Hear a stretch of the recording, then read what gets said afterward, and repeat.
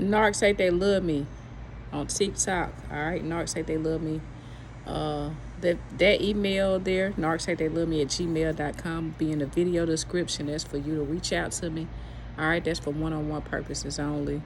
One-on-one purposes only. All right. How y'all doing? How y'all doing? How y'all living? How y'all living? How y'all moving? All right. How you moving? Because I'm only here to give you knowledge so that you can expand in your day-to-day life. That's all I'm here to do. Nothing more or less. That's all I'm here to do. All right. NarcsHateTheyLoveMe on Instagram, okay? NHTLM on YouTube. Type it in on YouTube. NHTLM. I'm here to talk about something that I've always stated, but I don't know if anybody has ever broken this down to you. So let me break it down for you. We always say that narcissists don't have the ability to self-regulate their emotions. And we have that ability. All right. So narcs don't have the ability. In other words, I'm saying narcs don't have the ability to self-reflect. You do. Okay? You have the ability to rewind the situation. Rewind the encounter. And you have the ability to zoom in into some things that you were possibly uncomfortable with. But, cognitive dishonest,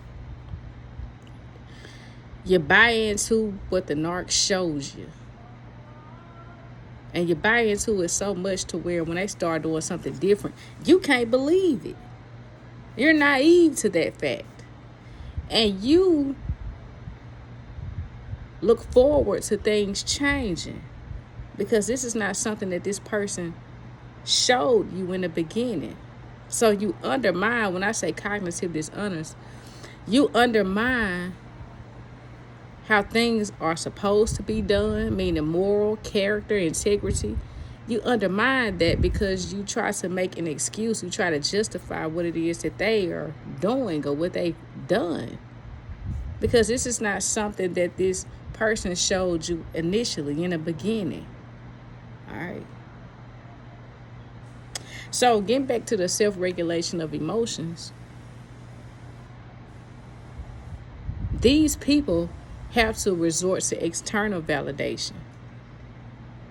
Their worth depends on somebody else telling them their worth. Yours doesn't. Okay? Your worth does not depend on Jim, Joe, and Bob to come in and tell you how great you are. You already know on the inside that you're a valuable asset to somebody. So they depend on people to compliment them. They depend on people to tell them how great they are. And they're the best thing in the world. This is something they can't tell themselves, but they depend on other people to inflate their ego, inflate their sense of self. That's what separates you from them, okay? You don't depend on other people to tell you how worthy you are, or do you? Have you taken on those narcissistic traits? Do you need to sit back? Listen, if you're traveling all over the world, if you're always partying, after you got out of a relationship with a narc, I would question whether you were in a relationship with a narc. Because narcs do what they do day in and day out. Day in and day out. It's consistent behavior that we're looking at, that we're pinpointing here. So narcissists rely on other people to build their ego, to tell them how worthy they are. That's why they're always on the hunt. That's why they are addicted to people. Okay? So the hardest part about what I'm saying is, this is the hardest part. And anybody that disagree with me, Go in the comments and tell me why you disagree with me. But just hear me out. If you were to sit down and accept,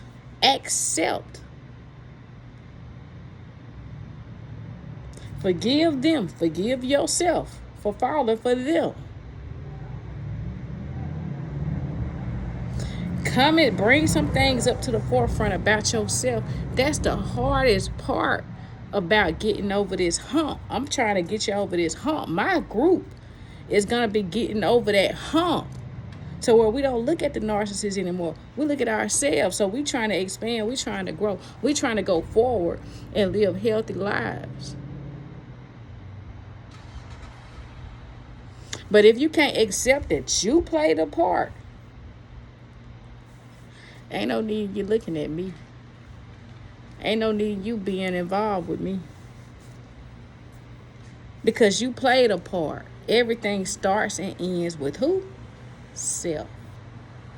Self accountability.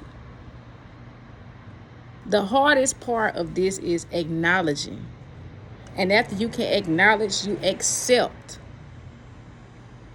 And once you acknowledge and accept, then you can self-reflect on the part that you played that helped enable this individual to come into your life and rob you. Because that's all they did. They come into your life and rob you. And you can only be a victim for so long. And after that, you're a volunteer. You're a willing volunteer. But what would keep you from being a victim, a permanent victim, is the fact that you accept. You sit down somewhere. You don't travel the world. You don't go out and party. You don't go into dating. Sit your ass down somewhere.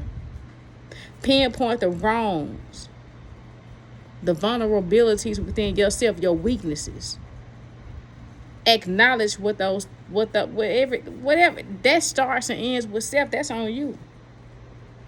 So accept, acknowledge, so that you can move forward with NHTLM. I pray that everybody can move forward with NHTLM. I want older people that's been looking at me, all my subscribers for a long time, you've been looking at me. You need to come in and tell other people. Chime in, give that knowledge that you've been taught to help the next person out. It's a domino effect, baby. Y'all done heard me say that before on my channel. It's a domino effect, baby. But it's not so much as to the narcissist. It's not on the narcissist account.